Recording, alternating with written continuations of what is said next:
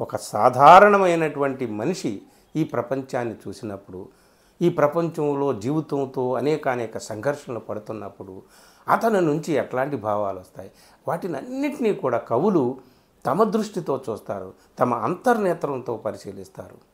రవిగానని చోట కవిగాంచునే అన్నారు కదా, అలాంటివన్నీ చూస్తారు. మానవ సంఘర్షణ, మానవ వేదన అంతా కూడా తమ వేదన చేసుకుంటారు.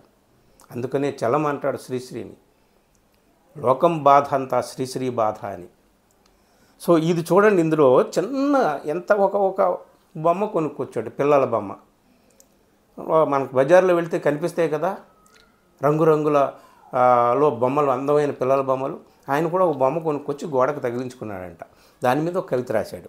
బజారులో కొనుక్కొచ్చి గోడకు వేలాడదీసిన ఈ రంగుల చిత్రం అందంగా ముద్దుగా బొద్దుగా ఉన్న పిల్లలది. మన ఇంట్లో పిల్లలు ఇంత అందంగా ఉంటారా? ఆ బూట్లు, ఆ బట్టలు, అంత ఆరోగ్యం, అంత ముద్దుగా బొద్దుగా ఉంటారా? ఇలాంటి పిల్లల బొమ్మలు చాలా అమ్ముడవుతాయి. ఇలాంటి బొమ్మలు కొనాలనే తండ్రి మనసు అందరికీ ఉంటుంది, ఇంటింటికి ఇది మామూలే. ఆఖరి లైన్ చూడండి. అసలు విషయం ఏంటంటే తమ పిల్లల పట్ల లోపల ఏదో బాధ. చంపి పాడేశాడు అన్నమాట చివరి లైన్లో.